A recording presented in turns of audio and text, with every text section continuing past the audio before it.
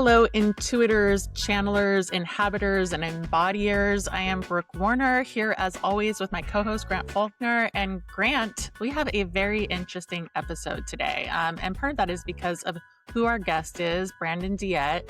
And, you know, we get pitches, of course, we go after guests and sometimes people reach out to us. In Brandon's case, he pitched us, his publicist pitched us, and it really caught my eye because he wanted to talk about this idea of writing in another person's voice. And at first I thought, yeah, it's going to be a show about ghostwriting. But the more I looked into his background and the more I understood what he was doing, I discovered that actually what he's doing is not exactly ghostwriting, and that it's almost like channeling what he does. And so what do you think? What do I think? Many things. I thought your story about, you did this very unusual screening process with Brandon. It was quite unique to our general process because you decided you wanted to talk to him to see if what he does is applicable to other writers. And I even thought that while we were interviewing him. I think it is applicable. I think it's really fascinating. So yeah, I feel like the verdict is, well, it's kind of yes and no on that, but say more about what you found out when you two talked, because it's definitely a unique approach. Let's put it that way. Yeah, I mean, the most interesting thing that Brandon talked about was how he's able to go into this trance-like state while he is experiencing the emotions of the experiences of the writers that he's collaborating with. Obviously, that is unusual. I don't think that most people go into trance-like states.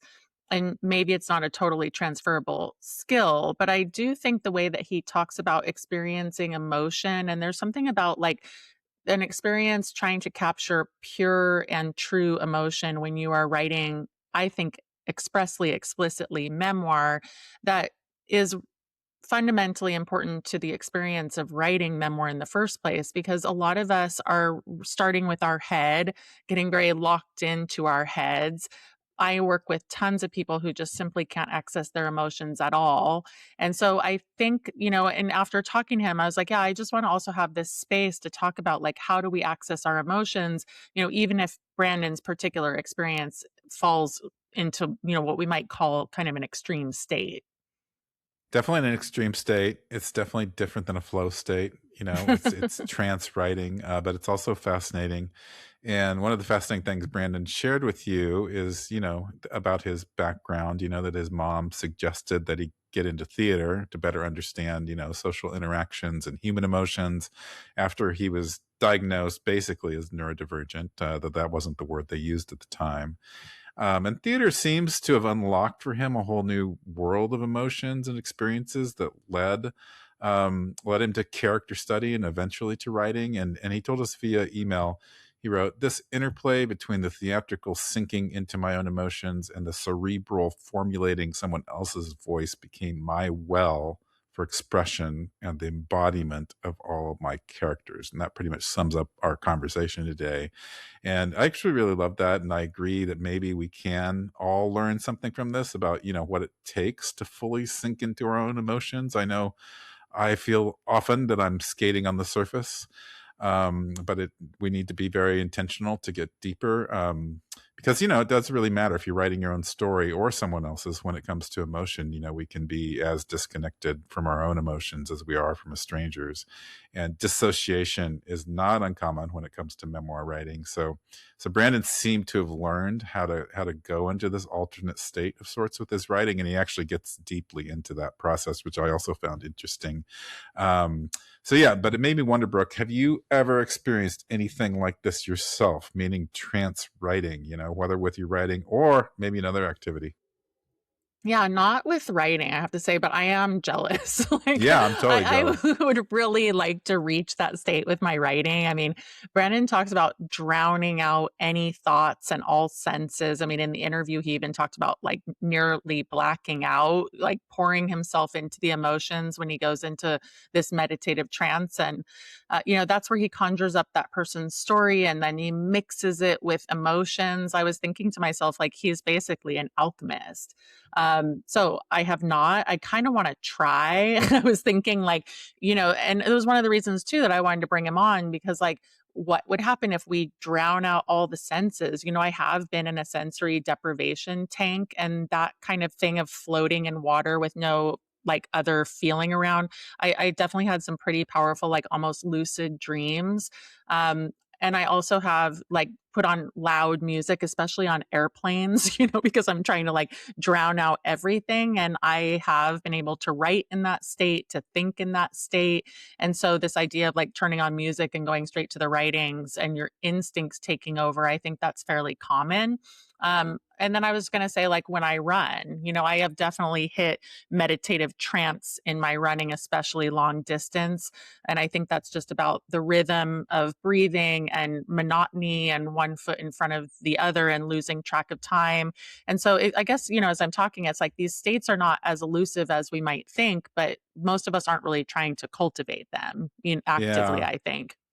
it is. And he even went away, I mean, to a hotel room and for 2 weeks and cheap hotel room and really went deep with it, which I thought was interesting. But I really like your analogy of running. I remember when I first came across the concept of the runner's high, and this was when I was just beginning to run long distance. When I honestly, I think I was like 8 or 10 years old. I was just so attracted to running long distances and trying to reach that runner's high. And there's definitely something there about, getting to this state where your whole whatever sense of life around you is just so different, and you can, yeah, you run to the point of exhaustion, which it becomes kind of seductive.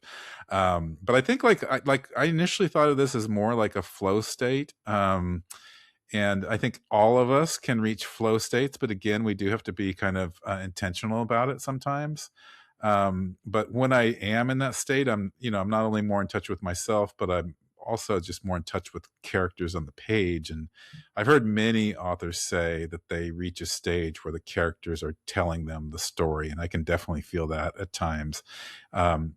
Just because I become less in control. And I actually wrote a Substack newsletter about this, about the concept of surrender, surrender in general, but also surrender on the page. And it was inspired by the musician Brian Eno, who said that surrender is an action verb. And I aspire to that when I write, certainly. And I also have a friend who, it's interesting to me because she's maybe a little bit more like Brandon because she writes through a persona, and she describes it as being, and that's more than just a pseudonym, like she does inhabit this persona, this other person.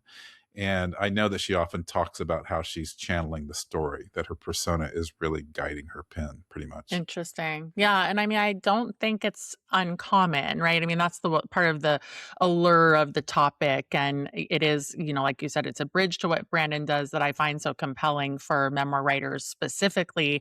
And when you think about it, Grant, like as I was just preparing for the interview, I was like, we're actually always writing in another's voice. Like it's the voice of the past you when you're writing memoir. It's someone you used to be. And when I think of myself at age 15 or 21 or even 30, I'm kind of a stranger to that person that I was, right?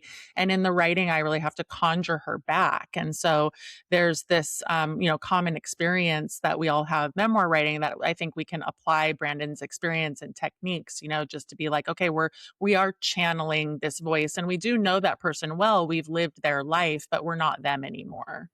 Yeah, that's a really profound reframe, I think. And in memoir writing, there's just always that interplay between the two narrators, the narrator who's in scene, re experiencing something, and the narrator who's at a distance, making sense of things. So to write that experiencing self truthfully, you basically do have to channel it. You have to get out of your present self's way. Yeah, that thing of getting out of the way, right, is it's not easy because so many people wanna always, like, sit there and be like, "Well, this is why I understand something, and this is what I know now," and, I think the reality is that experiencing narrator for people when you go back in time and you experience something, especially if it's traumatic or difficult, it's destabilizing. You're not just remembering, you're actually inhabiting, which is, again, like what Brandon is doing, right? Inhabiting someone else's experience. And then for some writers, that descent into old memories and ways of being is really hard to visit in the first place, but it's also actually hard to come out of. And so some people are more resilient in that process, some people less so. But I do think memoir is such an emotional roller coaster. And we do talk about it, but maybe we don't talk about it enough, which is why I think that this whole conversation around emotion and memoir and how we enter into it is so powerful. And it's why I wanted to bring Brandon on the show. I just wanted to explore this and also just wonder to myself, like, is there a practice in this? Yeah. Well, the question I'm walking into this interview with is whether, what Brandon does, is a capacity that can be cultivated, or is he just wired differently, or both? And even if he is Both. wired differently, yeah, I think he's likely both. But even if he is wired differently, I think there's a lot to learn about the very possibility of changing up our writing practice and knowing that we don't do it all the same way. That was what was fascinating to me, is just how different his process was than mine, and that he does that very intentionally to tap into new realms of emotion, both past and present. So this is super rich territory. So I'm looking forward to delving into it with Brandon after this very, very, very short break. Welcome back, everyone. We have Brandon Deyette on the podcast with us today. And Brandon is a writer, a co-author, and an award-winning filmmaker whose work centers on translating lived experiences into deeply resonant narratives. And this matters for the subject that we're going to be talking about today. He is the co-author of Young is Blessed, a memoir written alongside Young Bae, who is a tattoo artist, entrepreneur, and star of VH1's Black Ink Crew. And this is a story that chronicles her journey from an abusive childhood in South Korea to becoming a celebrated entrepreneur and TV personality. So Brandon and Young had known each other for a long time, and through a lot of close years of friendship, Brandon approached writing with her not so much as a ghostwriter gathering facts, but as a collaborator conducting a complete character study, which is the same methodology that drives his films. So Brandon, you're a co-author on this book, and the two of you have toured together from Los Angeles to New York. You're also a filmmaker, and your projects have earned recognition at festivals, including Palm Springs, Atlanta, New York. And then you happen to have credits on Emmy-nominated series from the Weather Channel, TLC, VH1, and OWN. So welcome. We're really excited to talk with you. Oh, thank you so much for having me. It's It's a really pleasure. a pleasure for us too. Yeah, and you're like, I think, one of the very few people that I did a pre-interview with, because I just found the subject so interesting, and we're deviating a little bit from what we normally do and yet making it like so perfect for Memoir Nation. So I want to start by cracking open this very interesting theme that we're getting into, which is writing in another voice. And as I said, you're the co-author of this book, Young is Blessed. It was co-authored by you and the author. But the co-authorship is the point here, because it's her story and you could have been a ghostwriter, but you are a co-author. And so tell us a bit about Young's book, and then how you came to be this kind of collaborator as opposed to a more traditional ghostwriter. Yeah, so I was a producer on Black Ink Crew, story producer. So basically, I helped write out what the scenes were going to be, like what happens. I don't know if anybody knows, but reality TV really isn't that real. so, so Shocking. The I cat's out of the know.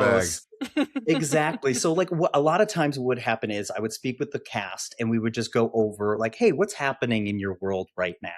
And you have to take that, translate it into what the story arc is for that actual TV show.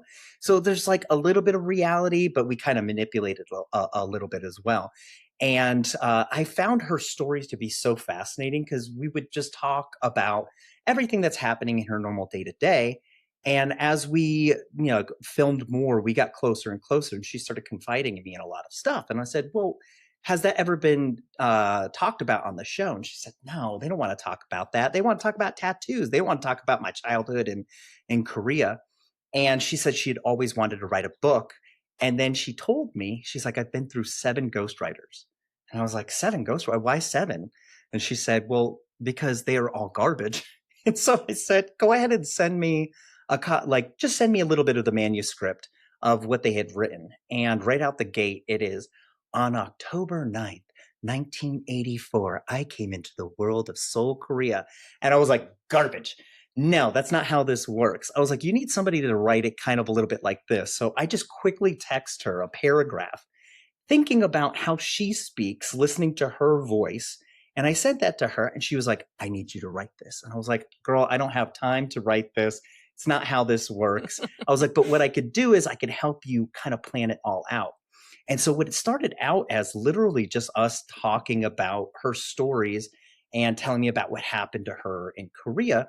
I was just jotting down all of these notes, and I started seeing a pattern. And that's where I'm a pattern person, and I'm understanding how her life kind of started flowing and getting to the United States, and a story started developing. And I was like, okay, this is non-traditional. Let's kind of see where this goes. Well, when we started talking, we started writing all these stories. Coincidentally, I was going through therapy. And so at the same exact time, she's telling me all of these stories about all of this trauma, and I'm taking it to my therapist. And I'm like, how do I deal with this?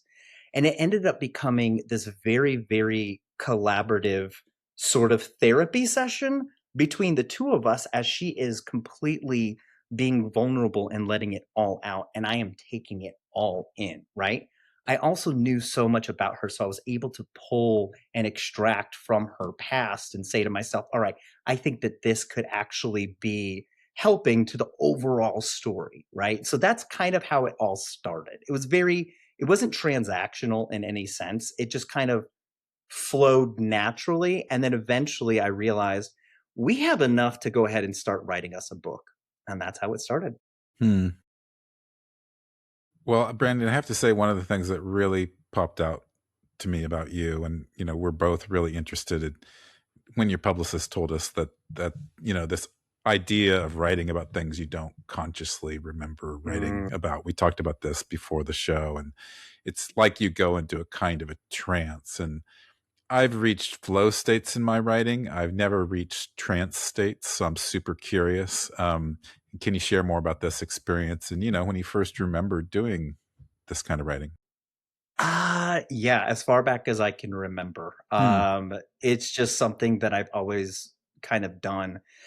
I like to write a lot of notes. So I'm going to give you a case example for with Young is Blessed, what ended up happening. So writing everything, taking down notes, right? I had sticky notes all over my apartment. Like, here's this little story. So I chunked them down into stories, right? So it's this story, this one, blah, blah, blah, blah. And then what I do is I will create either a playlist or like a curated playlist, or find an album that conjures up the emotion that I need to write. Like, what makes me feel the feeling that I need in order to achieve this. So with scripts, I usually curate a playlist that kind of plays out the feeling from beginning to end of how I want the narration to go, and finding key songs that help me connect to the actual main character so that I could just play that. And then when I play it, what I do is I bullet point everything out, write my notes, then I'll put on headphones and I'll go into a meditative trance. So I have this meditative practice that I do. I breathe in, I squeeze inside of my body, the lower three chakras. This is not a joke, you guys. So I squeeze them and I do it several times, and it kind of shoots up blood to the top of my head, and I get a little bit lightheaded. And then I can feel my entire body spinning. And then after it starts spinning, I black out. I just go into like this blank space where nothing is happening. And I'm just listening to the music, and I fall so deeply into the music that all I do is just feel. And it's just the feeling. And my fingers start flying, and I just go at it. And hours can pass. I did this a couple weeks ago where I was updating a script and put on my playlist. 13 hours passed by. I had it on God. repeat. I ended up writing 121 pages in Oh my almost like a gosh. fugue state, in a trance. But then when I come out of it, it is their voice, not mine. So when I first write it out, like in the beats or just kind of like outline whatever I want to write, it sounds like Brandon. I have a very distinct personality and a very distinct writing style. But when I go and I look afterwards, it's not my voice. Like Hmm. I have then channeled that person's voice. So it really, I become a conduit for them. So with Young specifically, I found Norman effing Rockwell by Lana Del Rey to be that album. And there's this specific song called Happiness is a Butterfly, and a line in it that really spoke to me about what she was going through. And the line is, if he's a serial killer, then what's the worst that can happen to a girl that's already cursed? And in the book, she ends up meeting her now ex-husband. And it was a toxic relationship from the jump. Like when she was telling me the stories, I was like, red flags. I'm just like throwing them up everywhere. And it made me think about that. It's like when you're so deeply in love with somebody that all of their faults just fall away. And the idea behind happiness is a butterfly, it is fleeting. It is in the moment. And that was really at the core of what I felt when I was writing that chapter. And then when I was listening to the whole album, I've got goosebumps just right now, just thinking about it. It just brought me emotionally to exactly what I needed to write this book. And I would go in and just write, write, write. So in the end, what happened was I had all of these different chapters that we had put together, right? And I rented out a seedy hotel room for like $300 a week kind of thing for 2 weeks. So I had all of these chapters and everything just kind of together. I mean, all over the place.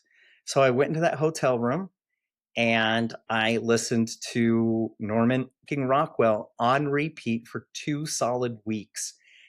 And I knocked out the entire book.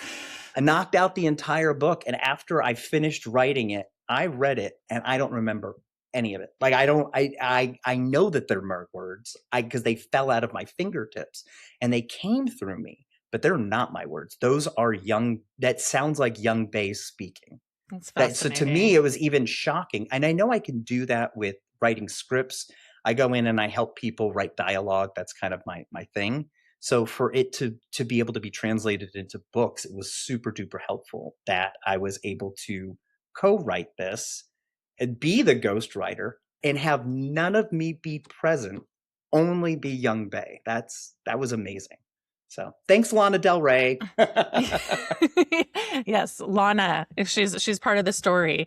Absolutely. So, I mean, when you're talking about something like listening on repeat to a song for 2 weeks straight, it's like there is a mental state that you get into. And you told us in advance of the interview that you were diagnosed as a child with something that your doctor described as he's got Asperger's and something else, which is horrifying in modern times, of course, but essentially saying you're neurodivergent, right? And so my curiosity is, like, your mom put you in theater because of that. And I guess it's kind of a two-part question, because now that I'm listening to you talking, it's like you do have a different way of experiencing the world, but theater also opened up like this world of emotions to you. So I was wondering if you could talk about that theater experience and how that's influenced your work. It's funny because it is a two-part answer, and I'll try to get it as briefly as possible because this actually started with me requesting to my mother that she allow me to take this speech class to prepare me to go ahead and be able to speak on stage. I was 8 years old, and it was for seniors in high school.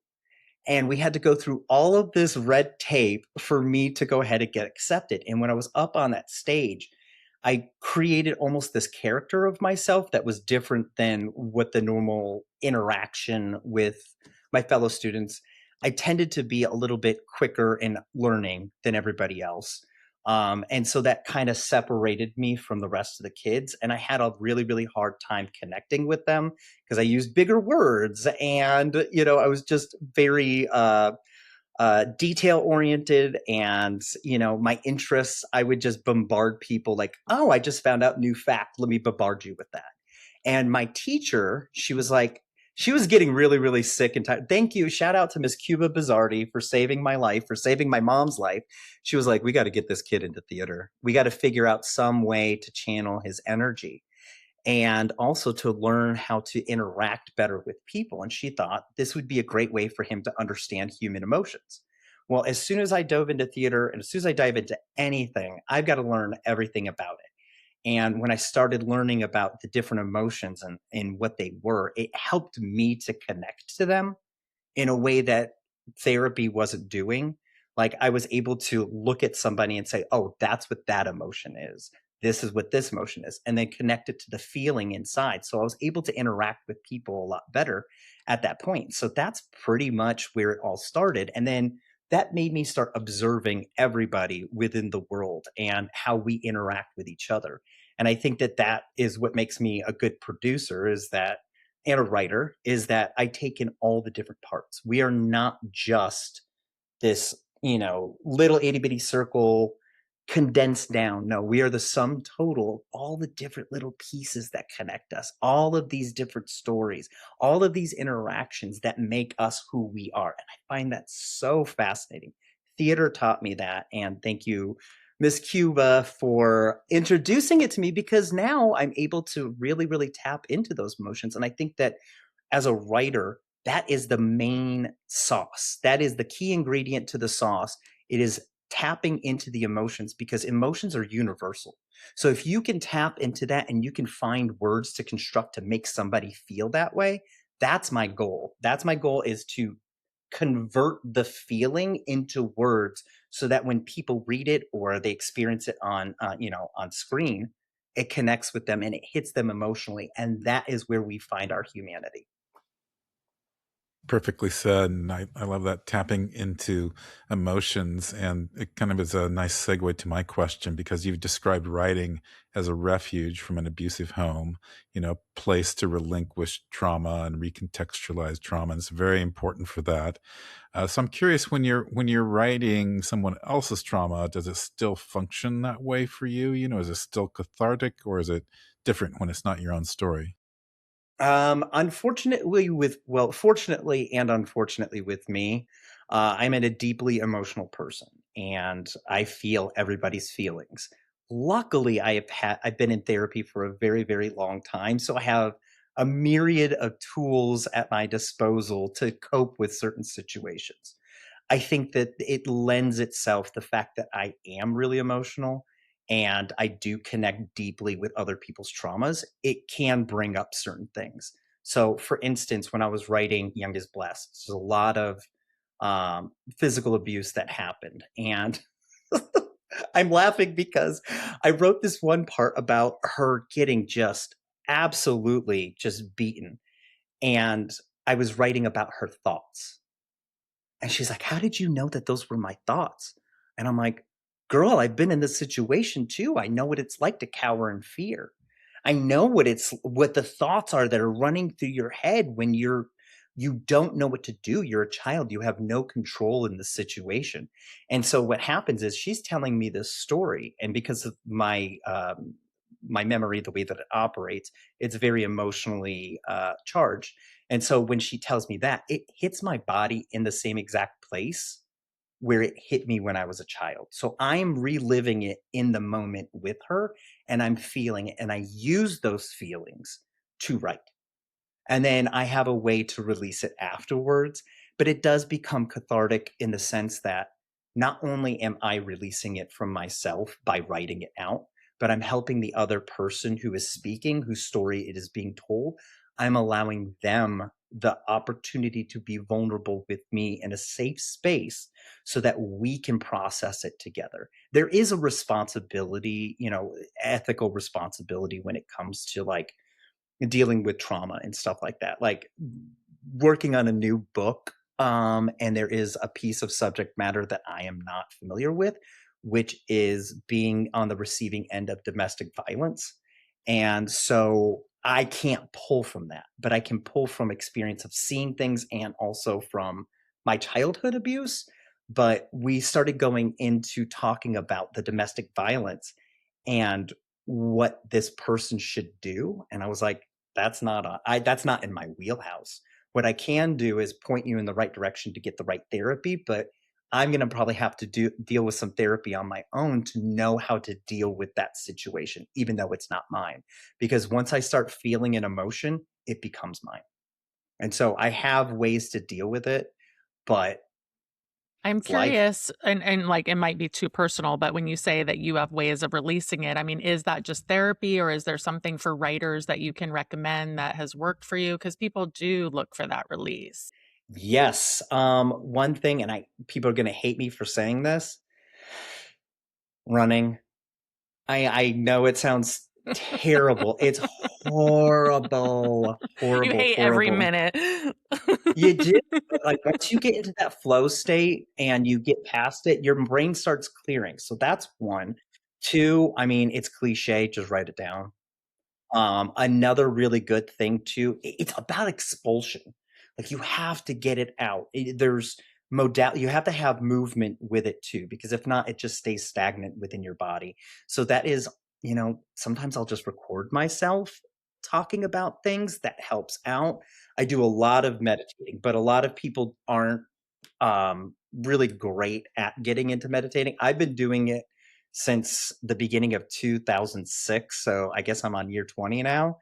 And it's only been in the past maybe 3 years that I've actually had a decent meditative practice where I do it every single night. Not everybody has that capability. So I can't say to another writer, yeah, just go into meditation for 30 minutes. That'll help. I think writing it out, speaking it out definitely helps. So even if you do it to your phone, you're recording it, you can go back and look at it because you can then learn from what you just told yourself.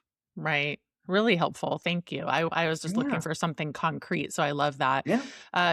Most ghostwriting relationships start with a contract. Yours started with knowing Young. You guys had years of conversation. You just said you knew her voice. So it just made me wonder if you could have done this kind of collaboration if you hadn't known her to the depth that you do. And like, are you going to take on more, like if you took on another ghostwriting project, would it be more traditional ghostwriting? Or do you think this is kind of like collaboration is just your thing? It is 100% my thing. So, going back to the reality TV, just being a producer and a writer for that, I actually had to write a lot for these people. So like whenever they do their green screen interviews when they're talking directly at the camera, right? So I was sitting there today and he had the nerve to come up to me and say that. Well, I have to write that. And then we'll put it like on a teleprompter, so they can read it, but I have to write it in their voice. Not There even have been that is times. spontaneous. Come on. Yeah, no, it's really, there's sometimes that it is, sometimes that it's not. But like getting into somebody's head, that has always been my thing. So writing for Mm, commercials, writing for movies, getting into characters. This is my first time writing a memoir for somebody. I'm actually in the process of writing a next book. I don't know how much I could talk about it, but it is from the perspective of Estelle Getty's personal assistant. And interesting. what it was, it is so fascinating. It's about all of, like, from the time of Golden Girls right up to the end of her life, the stories that he has, and he's a character. It doesn't sound anything like me, but it is really, I have to get into the groove with a person and understand who they are. And I think that with Young Bae, because I had already known her, because we had worked together, that really lent to the ease of the flow. But I do have the capability of doing that with just about anybody. It really is just me understanding who they are as a person. And then once I figured that out and I can hear the way that they speak, their cadence, everything about it, then I can go into my little trance and write. And then the collaboration really comes when I send that version back to them and they look it over and they're like, oh, I would say it exactly like this. Change this one word because I wouldn't say that word. That's where the real collaboration comes in. So it really doesn't matter. As long as I get to know them a little bit, I can tap into figuring out who they are and write in their own style. It's a weird thing to do, but I guess I guess it's an anomaly. I really don't know. It's just how I write. I thought that everybody does this, but I guess not. No, it's been completely enlightening, Brandon. In fact, I'm sitting here thinking, wow, I wish I could be in your head for just a single hour to know how No, this nobody all wants really to do works. that. I promise you. You get in there, it's like a house of mirrors. You're just like, Yeah, where that am sounds I? interesting too. Well, yeah, I mean, and that is my question, is that just your neurodivergence. You've talked about how that makes you better at this kind of deep character work, which I'm fascinated by. And so how might you recommend people who are, neurotypical, try to, deepen this connection with these kinds of emotions or skill sets or whatever you might refer to this as? Yeah. So I think one of the things about neurodivergence, we're pattern recognizers. So that to me is kind of like the start of it, right? Mm. And people that aren't neurodivergent, they don't see all of the different patterns that we see in the world, right? So what I think, because your question is really about like how can somebody like me as a writer, reach out and connect better with people who aren't at neurodivergent so they can develop these skill sets. Am I correct? That's kind of the Mm-hmm. Mm-hmm. yeah. So It's kind of like you have a superpower. yeah, I think a lot of it is we tend to not pay attention to anybody but ourselves. When we're having conversations, we're always thinking about the next thing that we're going to say, or how we're going to respond to certain things. Whereas when you are neurodivergent, you're constantly looking at the world at how they are perceiving you or how you're being perceived. And we have become so accustomed to masking ourselves that we move through the world and try to figure out how we find our place. And in that, we are observing everything. We're observing your moves. We're observing your speech pattern. We're observing the way that you operate within the world. And we also try to understand your emotions. A lot of neurodivergent people, they're very, very emotional. They're overly emotional. It's just we don't have the context to understand or put a name or a word or a label with it because our emotions pop up in different ways versus neurotypical people. So I think one of the good things to learn from somebody who is neurodivergent that is tapping into those emotions is the fact that we all have those emotions and we all have the same capability to tap into them. I think a lot of people are extremely afraid to tap into those emotions to see what they're going to find. Neurodivergent people tend to be curious by nature. And so whenever there is fear in our curiosity, we tend to push it off to the side because we know what we need to fear. And our emotions aren't those things that we need to fear. And I think that being vulnerable in the way that we can be and expressing those emotions, whether they're through writing or through painting, drawing, filmmaking, that's how we express it. For non-neurodivergent people, take that, learn from it, absorb it, pay attention, find yourself in that. Allow yourself a moment to sit in the feeling, to sit in and read the book and look between the lines. What is it that we're trying to tell you? What is it that we're trying to evoke from you emotionally? That is where we are. So, we all have all of these emotional stories and histories to tell. And what I'm hoping is that somebody like me who's not afraid to dive deep into those emotions and convey that to people, that I can bridge that gap and help people connect in a more humane way because we all have beautiful stories to tell. My gosh, look at that. It was like a Hallmark ending there for us with all that TV experience. Thank you, Brandon. And Yeah. that's what I You're wanted welcome. you to get into with our listeners. It's just like this emotional capacity that you have and just cultivating it. So thanks for Yeah. speaking to that. We certainly appreciate you coming on. No, thank you both so much. I really do appreciate it. Absolutely. I fell into a trance listening to you, Brandon. So thank you. A good trance. Thanks. Yeah. Thank you And so much. congratulations to you and Young. And Thank you hey, so much. Lana. Hey, Yeah. Hello, Lana. Anna. Thank you for Thanks for helping. listening. Thanks for listening. So, Grant, I was at the annual Independent Book Publishers Association conference earlier this month, and I wanted to share a positive trend coming out of that. And that is the rise in awareness and popularity of a brand new bestseller list. This is kind of a big deal. It's called the Independent Press Top 40, and it's a weekly bestseller list run by the Independent Publishers Caucus. It's produced in partnership with the American Booksellers Association. It tracks top selling titles from indie presses as represented presented at indie bookstores across the US. And it publishes a fiction and a nonfiction list. And publishers at the conference were really buzzing about it because finally, here is a bestseller list that is not being dominated by the big five. It's exclusively indie, and it shines light on some performing books that, we might not otherwise know about because of the way that, the New York Times kind of has some problems. Yeah, I'm super excited to hear about this. I think I'm likely to become addicted to checking this list out every week and seeing what's there, because there are gonna be new books on it, right? It's gonna be a Yeah. fantastic, fantastic discovery tool. And I heard that this list got announced at the Winter Institute this year, just this past February, and it's a pretty ambitious thing to do, also to try to compete with lists like the New York Times and USA Today. Um, so, Brooke, what kinds of presses qualify for their books to be on the independent press top 40 list? I'm curious if my publishers will fit in there. And, is it just any publisher that's not a big five publisher? I think so. The Independent Publisher Caucus basically defines an independent publisher as a publisher of books with a publisher with no more than 60 employees.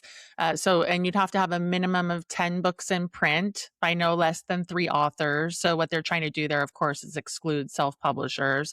I don't think like maliciously, but it's indie presses, and they need Right. to be, actually it says they can't be fully owned imprints at major houses. So basically it's a size-based definition, indie presses. Yeah. So I'm thinking She Writes Press qualifies, unless you've done a lot of hiring recently. And, Right. Like we have 70 employees. yeah. And, so I hope you'll get one of your books on this list someday, Brooke. And I know Thank you're a you. member of IPC. And if I can just pause and be a little self-centered myself, I hope one of my future indie books also might make it. And I Absolutely. the only list like this that I experienced was the old small press traffic. They used to do a small press bestseller list. I have no idea how they configured that, but this sounds much more ambitious and exciting. So tell me more about the association, what they're doing for publishers. Yeah, I mean, IPC is not actually that old themselves, and there are a lot of member benefits. You do have to be a publisher. It's a publishers association, and so they do community stuff in the form of town halls and small groups. They do marketing and sales. That's what this bestseller list falls under. They do events. They're involved in an indie press summit at Winter Institute, and then they have a strong presence at ALA, which is the American Library Association, and I'm going to be there next month in June. They do business support and advocacy. So, robust offerings for sure. But the bestseller list is just really smart because a lot of publishers, not wrongly, by the way, think that the New York Times and the USA Today bestseller list can be bought. And so that's something that's infuriating for some people, annoying for others. But, the lists also lose their credibility when people game the system. Completely, yeah. Very few people know that, but I know it's been under question for a long time. So please explain, how do authors or publishers do that? How do they game the system to buy spots on that list? It's because it's about volume of sales through certain channels, which, by the way, like are not very transparent. And so, there are ways to do it, although it's not some kind of formula. And so, like the way I think it happens is that if you have bookstore relationships across the country, and then on pub week or on a given week, you push through a certain number of book sales through those sales channels, right? Through bookstores. And so it spikes your numbers. So just to explain how that works, like let's just imagine I publish my memoir. I myself purchase hundreds and hundreds of copies, but I place those orders strategically through various bookstores across the country. They're counting as sales, but the bookstores aren't selling them. I'm coming and picking them up, right? And so Hmm. bookstores are incentivized to participate in schemes like these because they're sales. But it does make you feel a bit suspect, right? Because it's the publishers who are driving it. And then there's just like an air of disappointment to the whole bestseller list, which Yeah. I think is why IPC is trying to do this indie one. Yeah, totally exciting, but it's horrifying that people are gaming the lists like that. And just as you were saying that, I was like, wow, this obviously caters to the privileged, those with money and access, and started to think like, oh, these are the same people who bribe admissions officers at colleges to get their underperforming kids in. It's kind of the same thing. And, just, disappointing that there's nothing sacred anymore. But definitely want to commend IPC for trying to put their mark on this space and elevate indie authors, of course. And I hope that this list will get a lot of traction. It sounds like it already is. Like I said, I'm going to be addicted to checking it out. You'll let us know. Yeah. And I know we both follow Kathleen Schmidt on Substack and admire her. And she writes a newsletter called Publishing Confidential, and she's often criticizing the New York Times bestseller list. So is this what's behind her criticism? Yeah, pretty much. I mean, she is posting about it a lot, and I can sum up her arguments in a few points. And certainly she's a publicist, and so I can understand. I mean, I'm very frustrated by the whole thing as a publisher, but she argues about the New York Times. It lacks transparency. The list lacks transparency because they don't disclose how they compile the data. She has called it a racket, mostly because it's just not consistently tied to sales in the way that it should be. And then she also argues that it's inequitable. And that ties back to transparency, because until we know what data is being used to track the list, then it's like, well, who are they favoring and why? About the gaming of the list, and the fact that there exist all these companies out there that do charge thousands of dollars to buy books in bulk, right? Like what we're talking about. And then they're essentially manufacturing bestseller status. And in one piece, by way of example, she talked about how politicians have used their PACs to buy books in bulk, and it's to like avoid the embarrassment of missing the bestseller list. So super annoying, obviously. And then finally, self-published books don't qualify, and they don't qualify for the IPC list either. So, I mean, this is sort of down the equity list problem, but even still, you have genre authors like romance and thriller authors who are self-publishing, and they're having incredible sales, and they just can't even be considered for these lists.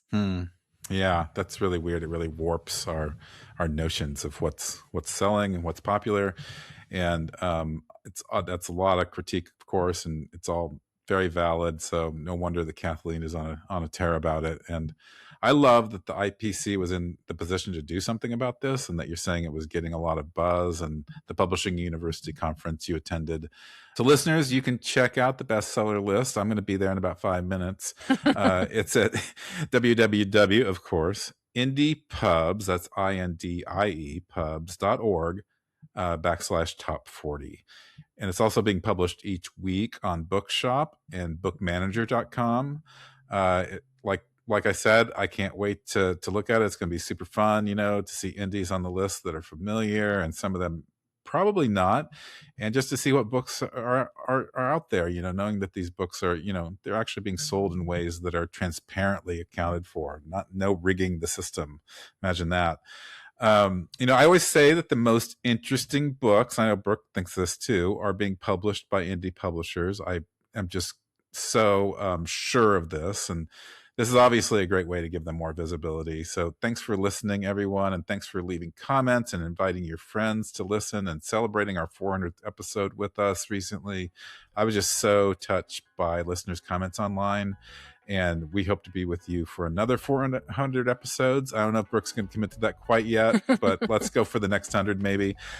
So thanks for giving us the oomph and the energy and the love to keep going.